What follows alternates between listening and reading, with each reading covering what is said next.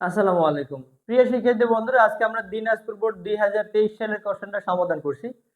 Dinajpur board 2023 সালে যে কোশ্চেনটা আসছে এটা স্প্রিং এর উপর ভিত্তি করে একটা উদ্দীপক এই কোশ্চেনটা আসছে, অর্থাৎ একটা স্প্রিং এর উপরে 10 কেজি ভরের একটি বস্তুকে 30 মিটার উচ্চতা থেকে 20 মিটার পার সেকেন্ড বেগে ফেলে দেওয়া হলো এবং ফেলে দেয়া স্প্রিংটি সংকুচিত হয় এবং স্প্রিং এর স্প্রিং ধ্রুবক দেয়া আছে 10⁵ জুল পার মিটার স্কয়ার। এখন স্প্রিংটি কতটুকু সংকুচিত হলো সেটা প্রথম কোশ্চেনটা আমরা একটু সমাধান করি যে স্প্রিং এর উপরে যদি বস্তুটা পড়ে তাহলে বস্তুটার গতিশক্তি হবে স্প্রিং এর বিভব শক্তি এর সমান। স্প্রিং, তাহলে আমরা গ নাম্বার কোশ্চেন সমাধান করছি। বস্তুর গতিশক্তি হলো ইকে ইকে ইকুয়াল হবে স্প্রিং এর সঞ্চিত শক্তি ই এর সমান ইকে ইকুয়াল টু হবে half m v square. Spring এর সঞ্চিত শক্তি আমরা নির্ণয় করলাম E equal to half of k x square. তো এখান থেকে আমরা এই হাফ হাফ কেটে দিতে পারি, তাহলে কে এক্স স্কয়ার ইকুয়াল হবে M v square.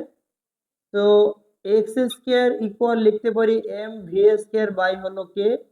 Finally x equal আমরা লিখতে পারি এম ভি স্কয়ার বাই হলো কে। এখান থেকে আমরা স্প্রিংটি কতটুক সংকুচিত হবে সেটা বের করতে পারি। কে এর মান হলো 10⁵, এম এর মান হলো 10 এবং ভি এর মান হলো 20 এর বর্গ। তাহলে এখানে 10 ইন্টু 20 এর বর্গ মানে 400 হবে, ভাগ করতে হবে 10⁵ দ্বারা। তাহলে এটা 0.2 মিটার, অর্থাৎ স্প্রিংটি 0.2 মিটার সংকুচিত হয়েছিল বা স্প্রিংটি 0.2 মিটার সংকুচিত হবে। এবার আমরা ঘ নাম্বার কোশ্চেন সমাধান করছি। পতনের পূর্বে বস্তুটির যান্ত্রিক শক্তি, অর্থাৎ পতনের পূর্বে বস্তুটি 30 মিটার উচ্চতায় আছে, তাই বস্তুটির বিভব শক্তি, বস্তুটির মোট যান্ত্রিক শক্তি বা বস্তুটির মোট শক্তি বা পতনের পূর্বে বস্তুটির মোট যান্ত্রিক শক্তি হবে টি প্লাস ভি বা ইকে প্লাস ইপি, যাই বলি না কেন। টি হবে হাফ এম ভি স্কয়ার এবং ভি হলো এম জি এইচ। কিন্তু বস্তুটা যেহেতু 30 মিটার উচ্চতায় স্থির রয়েছে, এখানে এই বস্তুটার বা 10 কেজি ভরের বস্তুটার কোনো গতিশক্তি থাকবে না, এখানে থাকবে শুধু বিভব শক্তি। তাহলে বিভব শক্তির ক্ষেত্রে এম এর মান দেয়া আছে 10, জি এর মান হলো 9.8 এবং এইচ এর মান দেয়া আছে 30। এখান থেকে তাহলে আমরা বস্তুটির পতনের পূর্বে মোট শক্তি অর্থাৎ যান্ত্রিক শক্তি পেয়ে যাই। 10 ইন্টু হবে 9.8 ইন্টু হলো 30, তাহলে এটা হলো 2940 জুল শক্তি হবে, অর্থাৎ স্থির থাকা অবস্থায় বা পতনের পূর্বে বস্তুটার মোট শক্তি হলো 2940।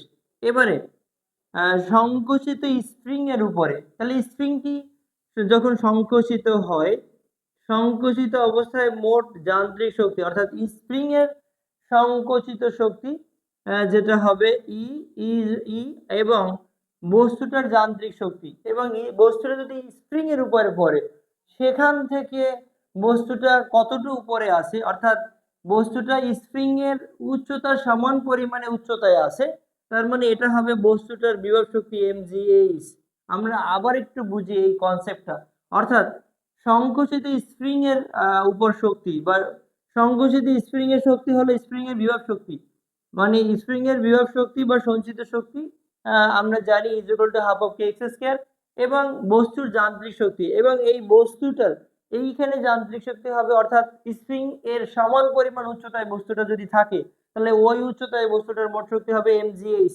তাহলে এখান থেকে ই এর মান হলো half of k x square এবং বস্তুর ক্ষেত্রে হবে mgh। এখানে হাফ ইন্টু কে এর মান হলো 10⁵ এবং এক্স এর মান হলো 0.2 হোল স্কয়ার। বস্তুর ভর হলো 10, জি এর মান হলো 9.8 এবং হাইট এইচ এর মান হলো 10 সেন্টিমিটার অর্থাৎ 0.1 মিটার এর হোল স্কয়ার মানে বর্গ করে দিতে হবে। তো এখান থেকে আমরা যা পাই আর কি, এটা থেকে হিসাব করলে আমরা সঠিক রেজাল্টটা পাবো 0.5 ইন্টু হলো 10⁵ এবং এটাকে যদি আমরা অর্থাৎ 1/2 অর্থাৎ 0.5 হবে। এটাকে আমরা যদি 0.2 এর বর্গ প্লাস হলো 10 ইন্টু 9.8 ইন্টু হলো 0.1 হোল স্কয়ার, তাহলে এখান থেকে আমরা এর শক্তির পরিমাণটা পেয়ে যাব 2000। এখান থেকে আমরা পাচ্ছি 2000.98 2000.98 জুল। অর্থাৎ আমরা দেখলাম যে পতনের পূর্বে বস্তুটির যান্ত্রিক শক্তি ছিল 2940 এবং সংকুচিত অবস্থায় স্প্রিং এর মোট শক্তি হলো 2098 জুল। তাহলে দেখা যায় যে পতনের পূর্বের মোট শক্তি এবং সংকুচিত অবস্থায় মোট শক্তি সমান হয় না।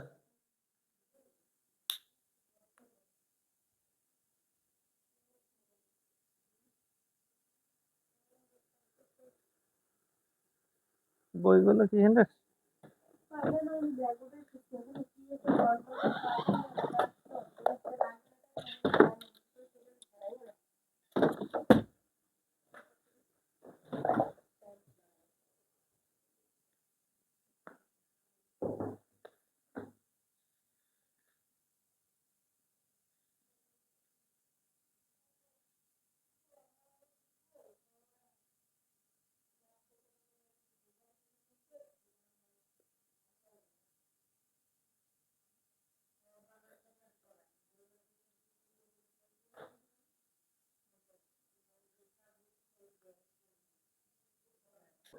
(0.5 ইন্টু 10⁵) এটাকে যদি আমরা এর স্প্রিং এর সংকোচনের যে পরিমাণ এটাকে বর্গ করব অর্থাৎ 0.